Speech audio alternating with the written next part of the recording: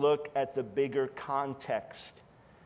Because often the insights were very deep insights, just like the E equals mc squared. You don't see it at first glance, you have to look at the bigger context. One of the objections is that verses are taken out of context. I'm telling you, one of the answers is read them properly in context, as we're going to do in a little while as we start going through Matthew's gospel and look at verses that he quotes. Number 6, the Messiah was to be both priest and king. We saw why this was so important in the last session this morning. You see, for years I was told by Christian friends, well, see, there are prophecies about the Messiah as king, ruling, reigning Messiah, but there are also prophecies about his suffering. But then a traditional Jew would say, where does it say the Messiah is going to suffer? Where does it say there are prophecies about suffering? I don't get that. Where is it? Key is the Messiah is both priest and king. And therefore, the suffering passages apply to his atoning death, his intercession, his carrying our sins on his shoulders. And if you cut those out, you cut out an essential part of Messiah's mission. Let me show you something really interesting. Go with me to the end of 2 Samuel. Now, we know ultimately, here's a good principle. In the best sense of the word, like David, like the Messiah. In other words, David is the prototype. There are even passages in the prophets that speak of the Messiah. They just call him David. I'm going to raise up my servant David. Does that mean the old David risen from the dead? No, it means the Messiah, who is the ultimate David. So David himself did some things that other kings didn't do. David himself actually got involved at times with priestly function. I told you to go to 2 Samuel 8. Just back up for a moment. Go back to, well, I'll tell you what, go ahead. Go forward to 2 Samuel. Go all the way to the end of the book here. 2 Samuel 24.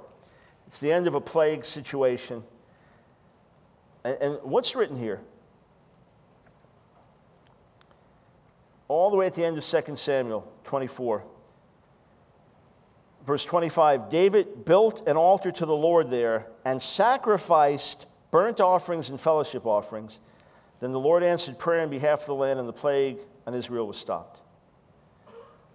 Did he have people help him build the altar, help him offer sacrifices? All those things could be involved, but the fact is, it attributes the offering of sacrifices to David. This is not something that later kings would do. You have an instance of Solomon engaging in something similar where he well could have been involved in offering sacrifices. If so, it was only as a hint of the priestly loins, the priestly function, the priestly nature. So look in 2 Samuel 8. So what I'm telling you is David himself is a king and the prototype of the Messiah, but David himself performed certain priestly functions and was not smitten by God for it. 2 Samuel 8, verse 17, this is talking about part of those who were in David's leadership. 17, Zadok, son of Achitub, and Achimelech, son of Aviatar, were priests. Sariah was secretary. Benaiah, son of Jehoiada, was over the Kerethites and Pelethites. And David's sons were, the Hebrew says, Kohanim. That's funny. I mean, verse 17, it referred to Zadok and these others as Zadok and Achimelech as priests. And here it speaks of David's sons as priests, the same word, Kohanim. That's interesting. Now there's a parallel passage in 1 Chronicles 18, and it just refers to them as royal advisors. Here, it speaks of them as priests. It's interesting. It's the subject of a lot of discussion, a lot of controversy. But the simple answer is a little hint, just one of these hints by God, just as David himself performed certain priestly functions that other kings didn't. David's sons, it says, were Kohanim. Why did it write that? Why did it say that? Take that up with the Lord, take it up with the rabbi if you like. There it is. And then Psalm 110. Psalm 110. Psalm we'll look at a little bit more depth later on. Is David speaking of one of his descendants and calling him his master, his Lord, in which case it's a direct messianic prophecy. Is a court poet speaking this about David?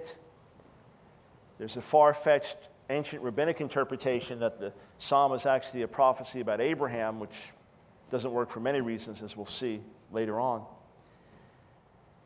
But this is either spoken to David, in which case he serves as the prototype, or it's spoken by David about one of his descendants, a direct messianic prophecy. Verse 4, the Lord has sworn and will not change his mind. You are a priest forever in the order of Melchizedek, which is really the best way to translate those words. Ata chohen la'olam al divrati Melchizedek. So David /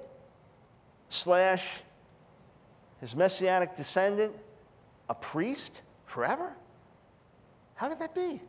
In some special way, David was associated with priesthood, and therefore, it is not surprising that, as we saw earlier in Zechariah, the messianic figure there is a high priest sitting on a throne. Key for interpreting biblical messianic prophecy. Messiah was to be both priest and king. Then number 7, the Messiah is the ideal representative of his people. So, for example, as it happened with Moses in his infancy, Pharaoh, the godless ruler, is trying to kill baby Israelite boys. So also when the Messiah, the greater deliverer, is about to be born, King Herod is trying to wipe out the baby boys in Bethlehem. Israel, in its infancy, went into Egypt. Messiah, in his infancy, went into Egypt. David, the king, was betrayed by someone close to him. Messiah, our greater king, betrayed by someone close to him. David, at times, delivered from the jaws of death by the mercy of God. Messiah, delivered from literal death itself to the praise and glory of God. Take a look with me in Psalm 41. I remember a young lady came to me and said, I don't understand this. I sat with this rabbi, and he showed me this verse in Psalm 41, verse 9. Even my close friend whom I trusted, he who shared my bread, has lifted up his heel against me. And the rabbi said, is that a prophecy of Jesus? I mean, the New Testament seems to allude to it. Is that a prophecy of Jesus? And she said, yeah, that's a prophecy of Jesus. That's what happened to him. Judas Iscariot. Even my close friend whom I trusted, he who shared my bread, has lifted up his heel against me. And then the rabbi said to her, well, look in verse 4. I said, oh, Lord, have mercy on me. Heal me, for I've sinned against you. Did Jesus sin? She didn't have an answer. I said, oh, no, this psalm is not a messianic prophecy. This psalm is something out of the suffering of the life of David. And he's got a terrible illness, and all his enemies saying, aha, see, God's not with him anymore. And he's talking about how he's being betrayed and so on. And amazingly, when Jesus, the Messiah, comes into the world, he too is